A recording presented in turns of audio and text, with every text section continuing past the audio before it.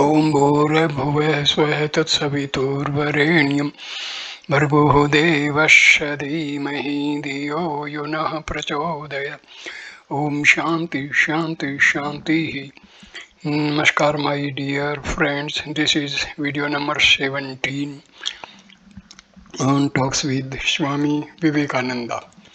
This video starts with chapter 3, Surendranath Sen, the person talking with Swami Vivekananda. Talk number 1. Topics: the loss of Shraddha in India and need of its revival. Men, we want real social reform. Saturday, the 22nd January 1898. Early in the morning, I came to Swamiji, who was then staying in the house of Balram Babu at 57 Ramkanta Bose Street, Calcutta. The room was packed full with listeners. Swamiji was saying, "We want Shraddha. We want faith in our own selves. Strength is life, weakness is death. We are the Atma, deathless and free, pure by nature. Can we ever commit any sin? Impossible. Such a faith is needed. Such a faith makes man of us, makes God of us. It is by losing this idea of Shraddha that the country has gone to ruin." Question: how did we come to lose this Shraddha? Swami Vivekananda replies, "We have had a negative education all along from our boyhood. We have only learned that we are nobodies. Seldom are we given to understand that great men were ever born in our country. Nothing positive has been taught to us. We do not even know how to use our hands and feet.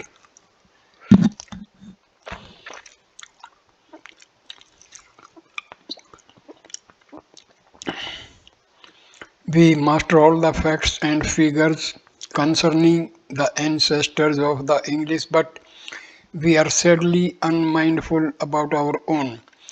We have learned only weakness. Being a conquered race, we have brought ourselves to believe that we are weak and have no independence in anything. So, how can it be but that Shraddha is lost? The idea of true Shraddha must be brought back once more to us. The faith in our own selves must be reawakened, and then only all the problems which face our country will gradually be solved by ourselves. Question: how can that ever be? How will Shraddha alone remedy the innumerable evils with which our society is beset? Besides, there are so many crying evils in the country, to remove which the Indian National Congress and other patriotic associations are carrying on a strenuous agitation and petitioning the British government. How better can their wants be made known? What has Shraddha to do with the matter, Swamiji? Tell me whose wants are those, yours or the rulers? If yours, will the rulers supply them for you, or will you have to do that for yourselves? Question: but it is the ruler's duty to see to the wants of the subject people. Whom should we look up to for everything, if not the king? Swamiji: never are the wants of a beggar fulfilled. Suppose the government gives you all you need, where are the men who are able to keep up the things demanded? So make man first. Man we want, and how can man be made unless Shraddha is there? Question: but as such is not the view of the majority, sir. Swamiji: what you call majority is mainly composed of fools and men of common intellect. Men who have brains to think for themselves are few everywhere.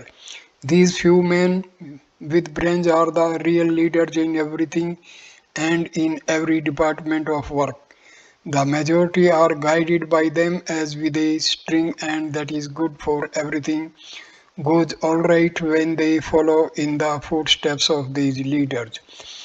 Those are only fools who think themselves too high to bend their heads to anyone, and they bring on their own ruin by acting on their own judgment.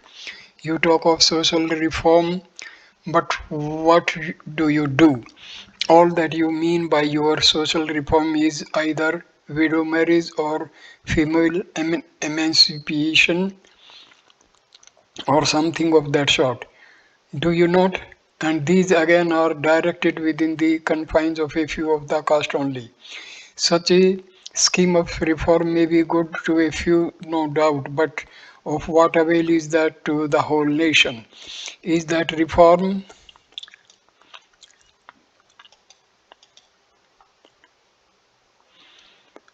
or only a form of selfishness?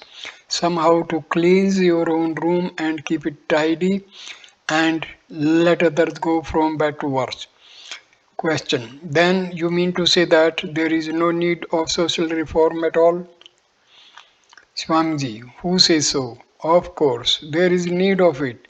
Most of what you talk of as social reform does not touch the poor masses. They have already those things. The widow remarries, female emancipation, etc., which you cry for. For this reason, they will not think of those things as reforms at all. What I mean to say is that want of Shraddha has brought in all the evils among us and is bringing in more and more. My method of treatment is to take out by the roots the very causes of the diseases and not to keep them merely suppressed. Reforms we should have in many ways. Who will be so foolish as to deny it?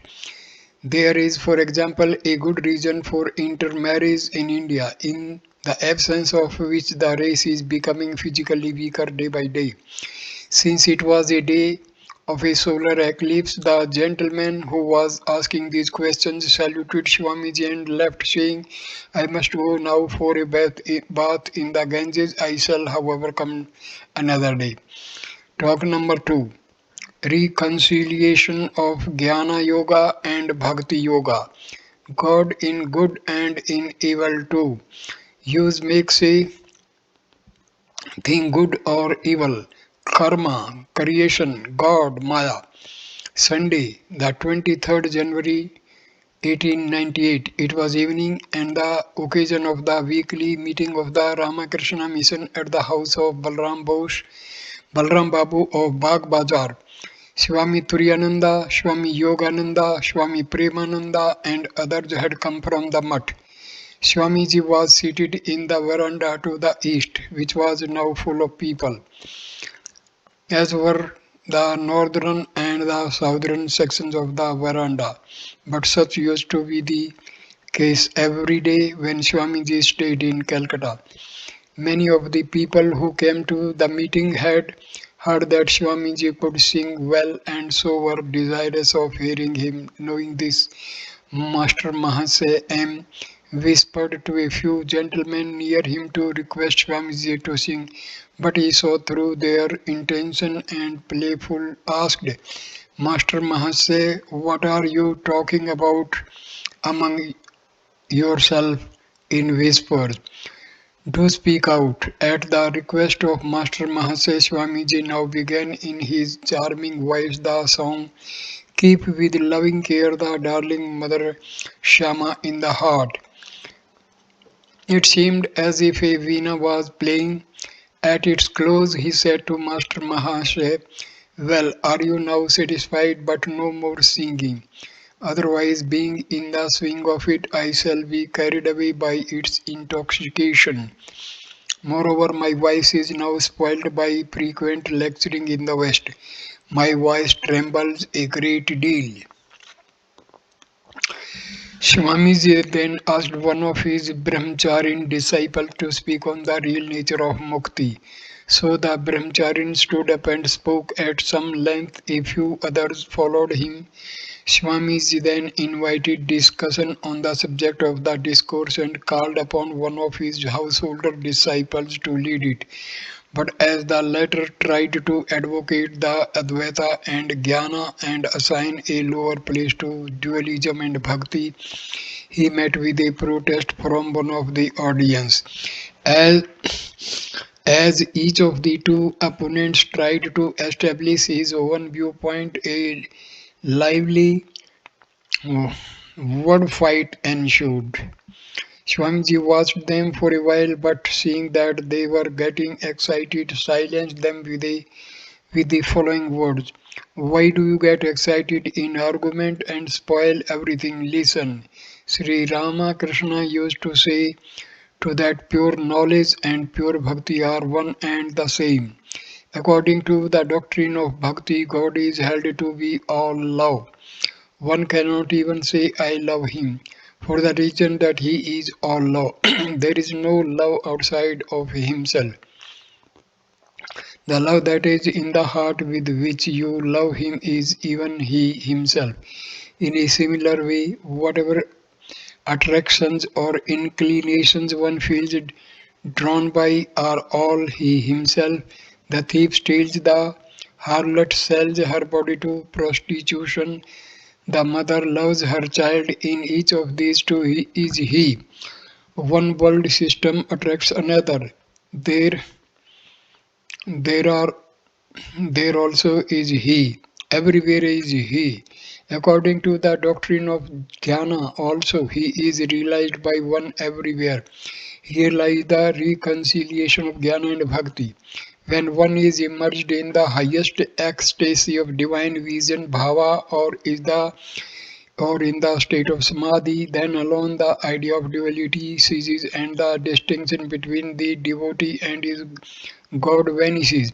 In the scriptures on bhakti, 5 different paths of relationship are mentioned, by any of which one can attain to God, but another one can very well be added to them, which the path of meditation on the non-separatedness or oneness with God. Thus the bhaktas can call the Advaitins bhaktas as well, but of the non-differentiating type. As long as one is within the region of Maya, so long the idea of duality will no doubt remain. Space-time acquisition or a name and form is what is called Maya. When one goes beyond this Maya, then only the oneness is realized, and then man is neither a dualist nor an Advaitist. To him, all is one. All this difference that you notice between a Bhakta and a Jnani is in the preparatory stage. One sees God outside and the other sees him within. But there is another point. Sri Ramakrishna used to say that there is another stage of bhakti which is called the supreme devotion, para bhakti. That is to love him after becoming established in the consciousness of Advaita and after having attained mukti. It may seem paradoxical, and the question may be raised here why such a one who has already attained mukti should be desirous of retaining the spirit of bhakti. The answer is the mukta or the free is beyond all law. No law applies in his case, and hence no question can be asked regarding him. Even becoming mukta, some out of their own free will return bhakti to taste of its own sweetness. Question. God may be in the love of the mother for her child, but sir, this idea is really perplexing, that God is even in the thieves and the harlots in the form of their natural inclinations to sin. It follows then that God is as responsible for the sin as for all the virtues in this world. Swamiji, that consciousness comes in a stage of highest realization, when one sees that whatever is of the nature of love or attraction is God. But one has to reach that state to see and realize that idea for oneself in actual life. Question. But still one has to admit that God is also in the sin, Swamiji. You see, there are in reality no such different things as good and evil. They are mere conventional terms. The same thing we call bad, and again another time we call good according to the way we make use of it. Take for example this lamp light. Because of its burning, we are able to see and do various works of utility. This is one mode of using the light. Again, if you put your fingers in it, they will be burnt. That is another mode of using the same light. So we should know that nothing becomes good or bad according to the way we use it. Similarly with virtue and vice.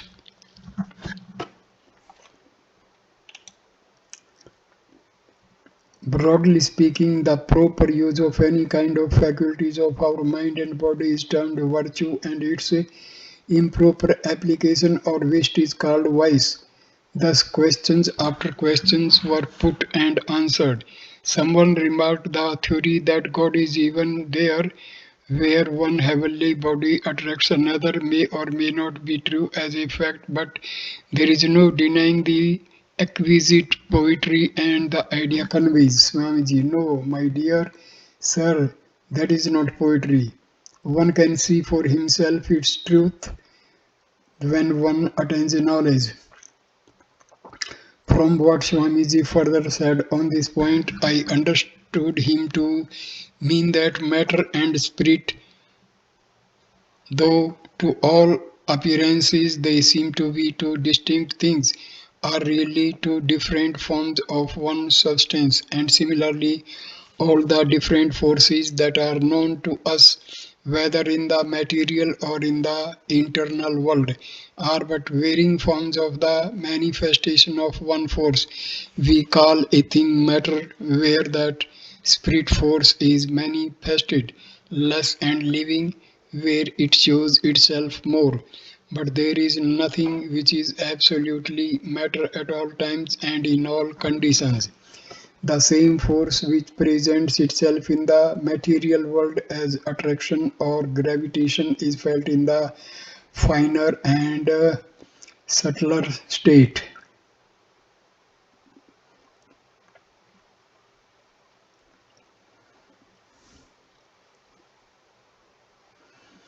And love and the like in the higher spiritual stages of realization. Question. Why should there be even this difference relating to individual use? Why should there be at all the tendency in man to make bad or improper use of any of his faculties? Swamiji, that tendency comes as a result of one's own past actions, karma. Everything one has is of his own doing.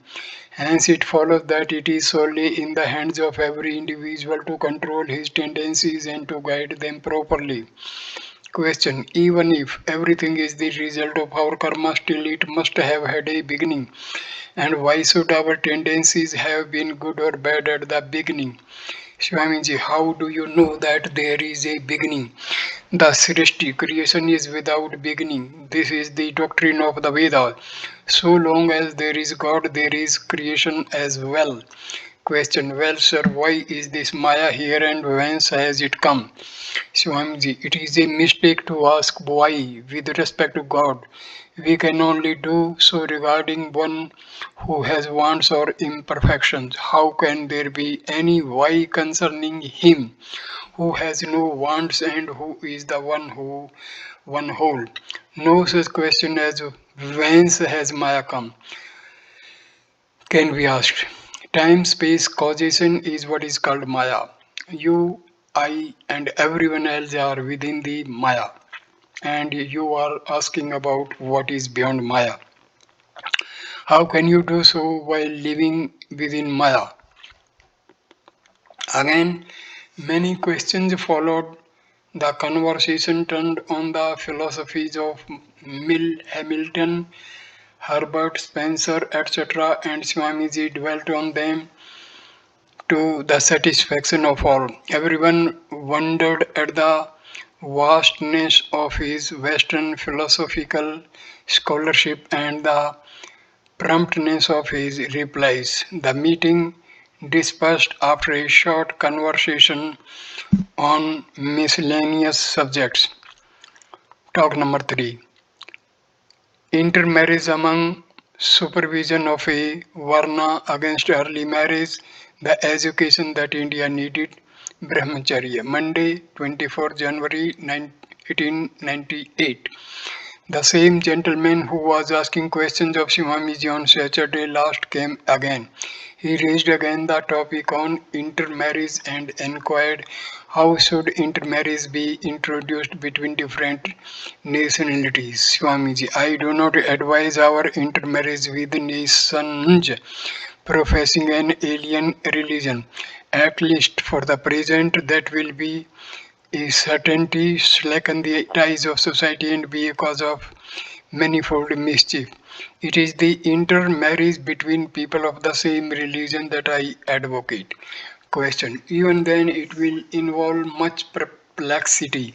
Suppose I have a daughter who is born and brought up in Bengal and I marry her to a Marathi or a Madrasi. Neither will the girl understand her husband's language nor the husband the girl's. Again, the difference in their individual habits and custom is so great. Such are a few of the troubles in the case of the married couple. Then, as regards society, it will make confusion worse confounded. Shyamji, the time is yet very long in coming when marriages of that kind will be widely possible. Besides, it is not judicious now to go in for that all of a sudden. One of the secrets of work is to go by the way of the least possible resistance. So, first of all, let there be marriages within the sphere of one's own caste people. Take, for instance, the Kaisthas of Bengal. They have several subdivisions among themselves, such as the Uttararahi, Dakshinarari, Bangaja, etc., and they do not intermarry with each other. Now let there be intermarriage between the Uttararadis and Dakshinararis, and if that is not possible at present, let it be between the Bangas and the Dakshinararis. Thus we are to build up that which is already existing and which is in our hands to reduce into practice. Reform does not mean wholesale breaking down. Question. Very well, let it be as you see.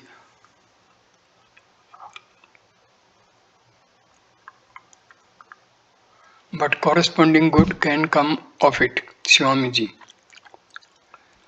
Don't you see how in our society marriage being restricted for several hundreds of years within the same subdivisions of each caste has come to such a pass nowadays as virtually to mean martial alliance between cousins and near relations, and how for this very reason the race is getting deteriorated physically and consequently all sorts of disease and other evils are finding a ready entrance into it. The blood having had to circulate within the narrow circle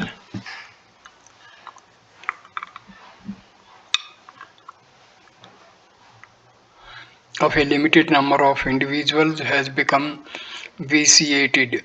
So the newborn children inherit from their very birth the constitutional diseases of their fathers.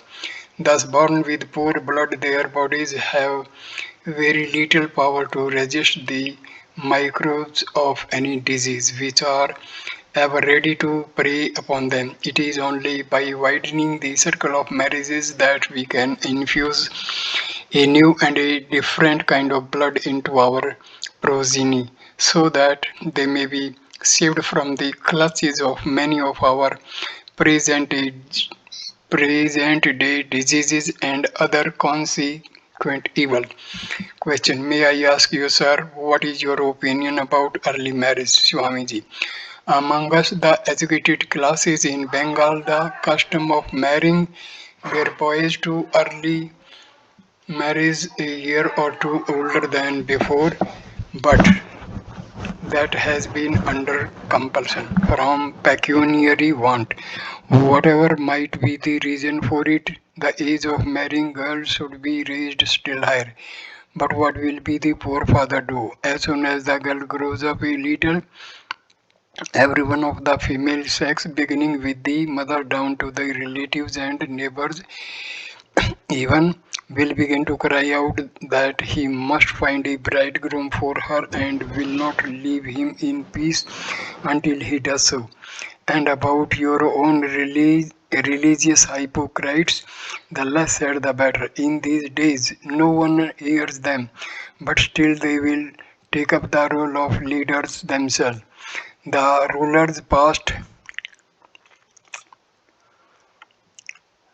the age of consent bill prohibiting a man under the threat of penalty to live without a girl of 12 years, and at once all these so-called leaders of your religion raised a tremendous hue and cry against it, sounding the alarm. Alas, our religion is lost, as if religion consists in making a girl a mother at the age of 12 or 13. So the rulers also naturally think, goodness gracious, what a religion is theirs. And these people lead political agitations and demand political rights. Then, in your opinion, both men and women should be married at an advanced age, Swamiji, certainly. But education should be imparted along with it. Otherwise, irregularity and corruption will ensue. By education, I do not mean the present system, but something in the line of positive teaching. Mere book learning won't do. We want that education by which character is formed, strength of mind is increased, and the intellect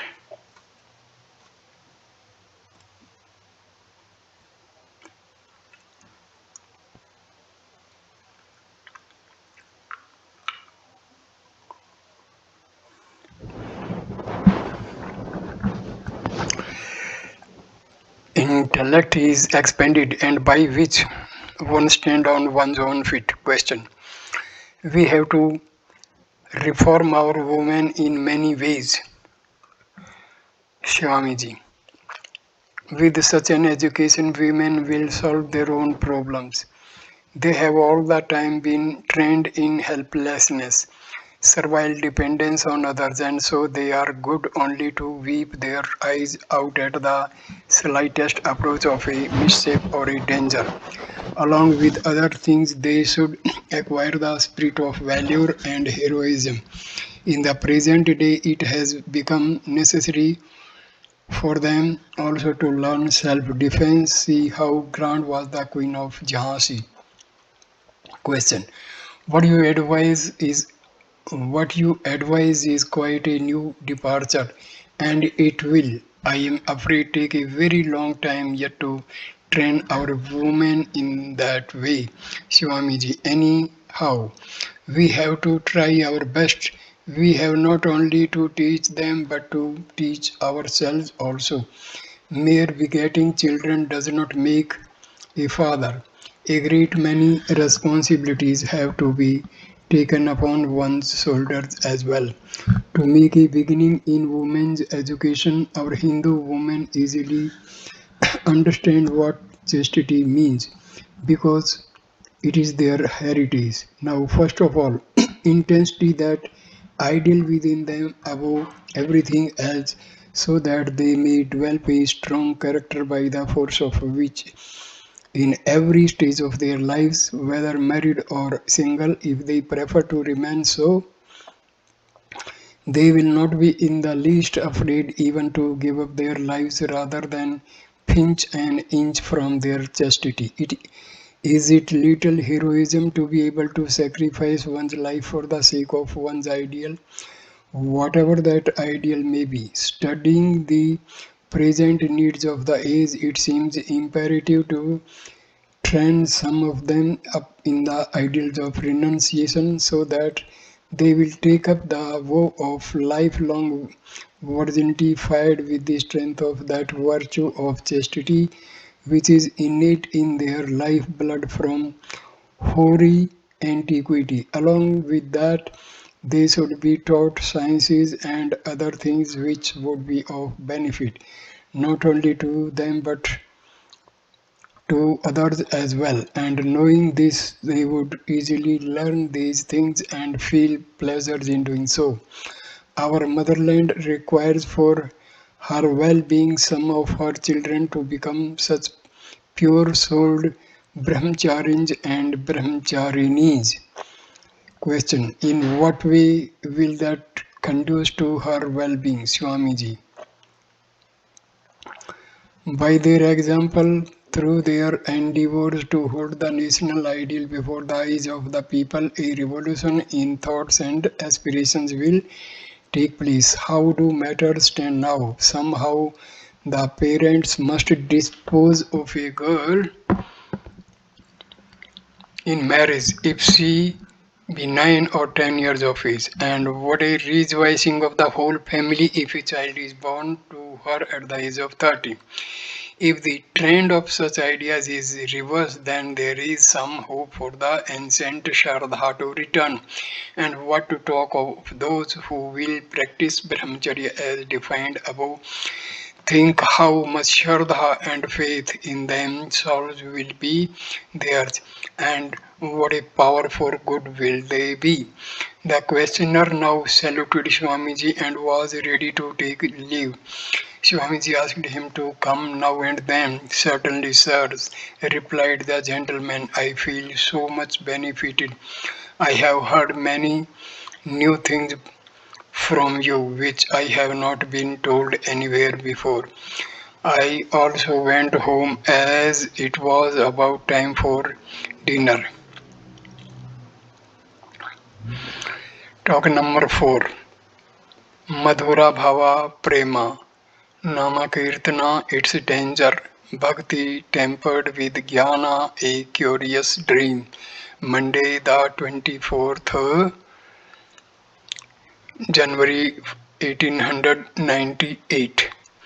In the afternoon, I came again to Swamiji and saw quite a good gathering round him. The topic was the Madhura Bhava, or the way of worshipping God as husband, as in vogue with the followers of Sri Chaitanya. His occasional Bones not were raising laughter. When someone remarked, what is there to make so much fun of about the Lord's doings? Do you think that he was not a great saint and that he did not do everything for the good of humanity? Swamiji, who is that? Should I spoke fun at you then, my dearies? You only see the fun of it, do you? And you, sir, do not see the lifelong struggle through which I have passed to mold this life after his burning idea of renunciation of wealth and lust, and my endeavors to infuse that ideal into the people at large. Sri Chaitanya was a man of tremendous renunciation and had nothing to do with women and carnal appetites, but in later times his disciples admitted women into their order, mixed in indiscriminately with them in his name, and made an awful mess of the whole thing. And the ideal of love which the Lord exemplified in his life was perfectly selfless and bereft of any vestige of lust. That sexless love can never be the property of the masses, but the subsequent Vaishnava gurus, instead of laying particular stress first on the aspect of renunciation in the master's life, bestowed all their zeal on preaching and infusing his ideal of love among the masses, and the consequence was that the common people could not grasp and assimilate that high ideal of divine love and naturally made of it the worst form of love between man and woman. Question, but sir, he preached the name of the Lord Hari to all, even to Chandalas, so why should not the common masses have a right to it? Swamiji, I am talking not of his preaching but of his great ideal of love, the Radha Prema, with which he used to remain intoxicated day and night, losing his individuality in Radha. Question. Why may not that be made the common property of all? Swamiji, look at this nation and see what has been the outcome of such an attempt. Through the preaching of that love broadcast, the whole nation has become effeminate, a race of women. The whole of Orissa has been turned into a land of cowards and Bengali running after that Radha Prema these past of our 100 years has almost lost all sense of manliness.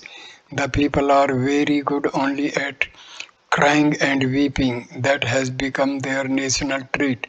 Look at their literature, the sure index of a nation's thoughts and ideas. Why the refrain of the Bengali literature for these 400 years is strung to that same tune of mourning and crying. It has failed to give birth to any poetry which breathes a true heroic spirit. Question. Who are then truly entitled to possess that prima love? Swamiji. There can be no love so long as there is lust, even a speck of it, as it were, in the heart. None but men of great renunciation, none but mighty giants among men have a right to that love divine. If that highest ideal of love is held out to the masses, it will indirectly tend to stimulate its worldly prototype which dominates the heart of man. For meditating on love to God by thinking of oneself as wife or beloved, one would very likely be thinking most of the time of one's own wife. The result is too obvious to point out. Question, then, is it impossible for householders to realize God through that path of love, worshipping God as one's husband or lover and considering oneself his spouse? Swamiji, with a few exceptions for ordinary householders, it is impossible, no doubt.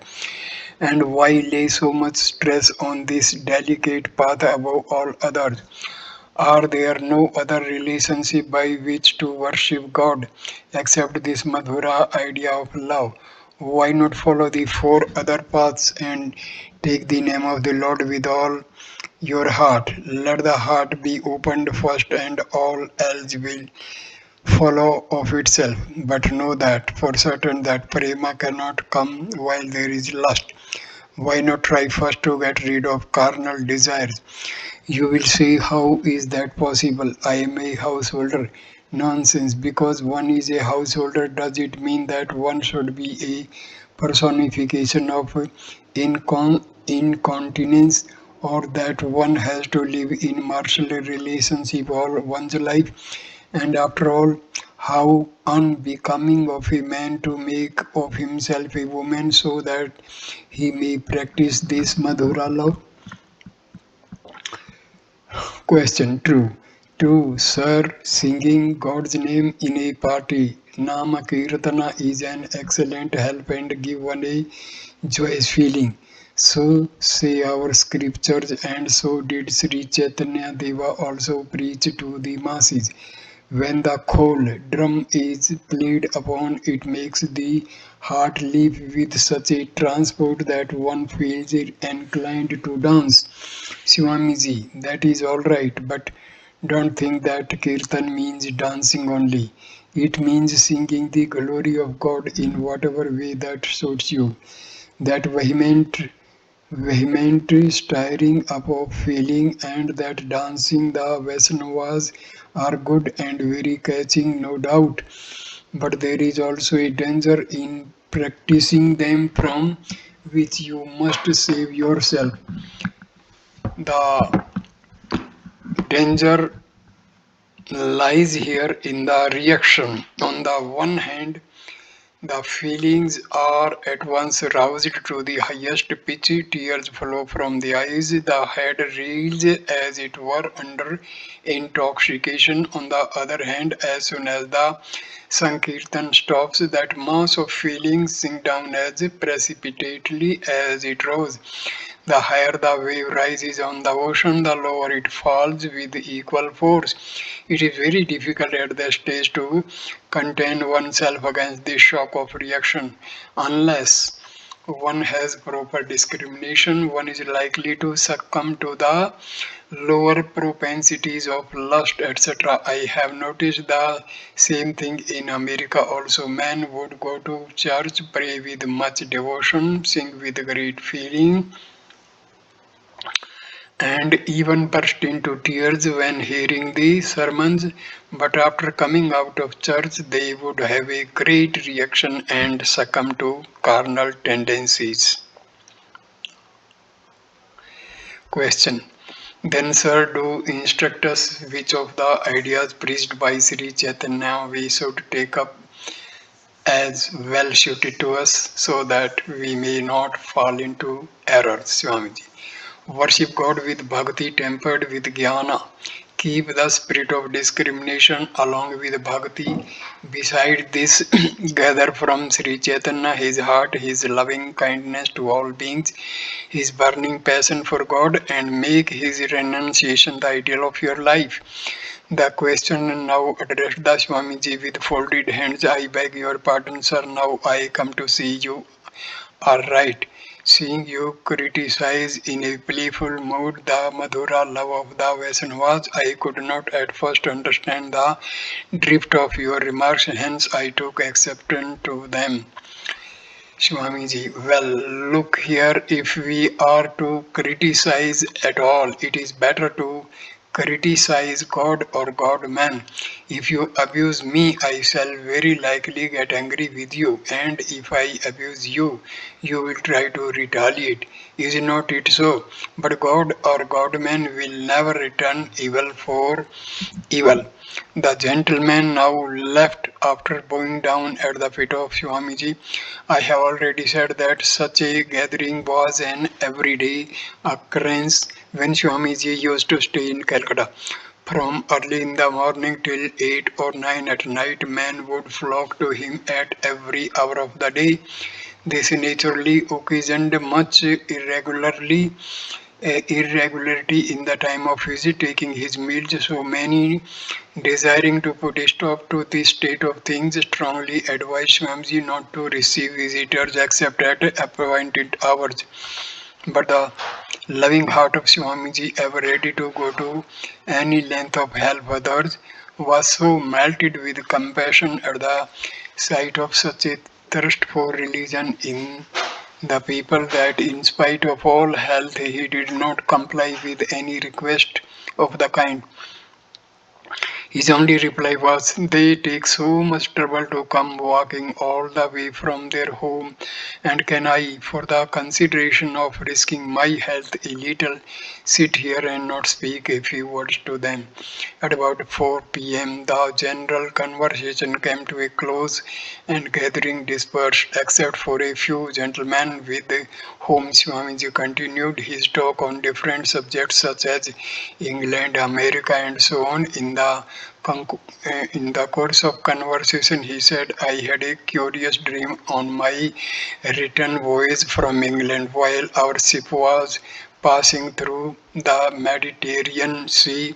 In, in my sleep, a very old and venerable looking person, rishi like in appearance, stood before me and said, do ye come and effect our restoration? I am one of that ancient order of Theraputtas which had its origin in the teachings of the Indian rishis. The truth and ideals preached by us have been given out by Christians as taught by Jesus, but for the matter of that, there was no such personality by the name of Jesus ever born. Various evidences testifying to this fact will be brought to light by excavating here. By excavating, which place can those proofs and relics you speak to be found? I asked the hoary-headed one, pointing to a locality in the vicinity of Turkey, said, "See here." Immediately after I woke up and at once rushed to the upper deck and asked the captain, "What neighborhood is the ship in just now?" "Look yonder," the captain replied. "There is Turkey and the island of Crete." Was it but a dream, or is there anything in the above vision? Who knows? Chapter 4. Surendranath Das Gupta. Think of death always, and now life will come within. Work for others, God the last refuse. One day, with some of my young friends belonging to different colleges, I went to the Balur Mutt to see Swamiji. We sat round him. Talks on various subjects were going on. No sooner was any question put to him than he gave the most conclusive answer to it. Suddenly he exclaimed, pointing to us, "You are all studying different schools of European philosophy and metaphysics and learning new facts about nationalities and countries. Can you tell me what is the grandest of all the truths in life?" We began to think but could not make out what he wanted us to say. As none put forth any reply, he exclaimed in his inspiring language, "Look here, we shall all die. Bear this in mind always, and then the spirit within will wake up. Then only meanness will vanish from you. Practicality in work will come.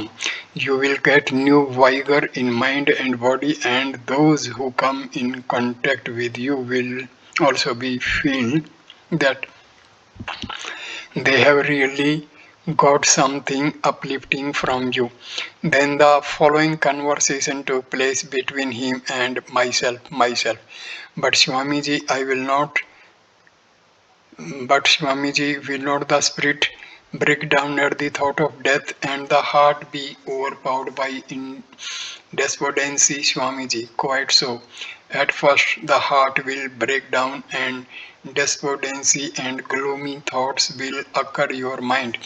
But persist, let days pass like that, and then you will see that new strength has come into the heart, that the constant thought of death is giving you a new life and is making you more and more thoughtful by bringing every moment before your mind.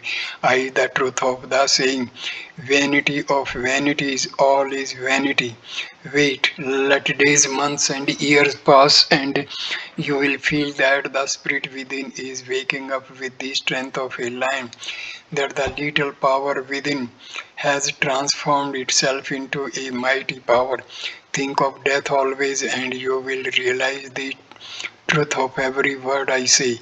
What more shall I say in words? One of my friends was praising Swamiji in a low voice.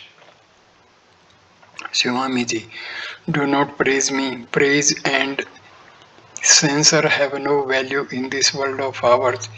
They only rock a man as if in a swing. Praise I have had enough of. Showers of censure I have also had so to bear. But what avail thinking of them? Let everyone go on doing his own duty, unconcerned. When the last moment arrives, praise and blame will be the same to you. to me and to others. We are here to work and will have to leave all when the call comes myself. How little we are, Swamiji, true. You have well said. Think of this infinite universe within its millions and millions of solar systems, and think with what an infinite, incomprehensible power they are impelled, running as if to touch the feet of the one unknown, and how little we are. Where then is room here to allow ourselves to indulge in wildness and mean-mindedness? What should we gain here by fostering mutual enmity and party spirit? Take my advice. Set yourself wholly to the service of others when you come from your colleges. Believe me, far greater happiness would then be yours that if you had a whole treasury full of money and other valuables at your command. As you go on your way serving others, you will on a parallel line advance in the path of knowledge. Myself, but we are so very poor, Swamiji. Swamiji, leave aside your thoughts of poverty. In what respect are you poor? Do you feel regret because you have not a coach and pair or a retinue of servants at your beck and call?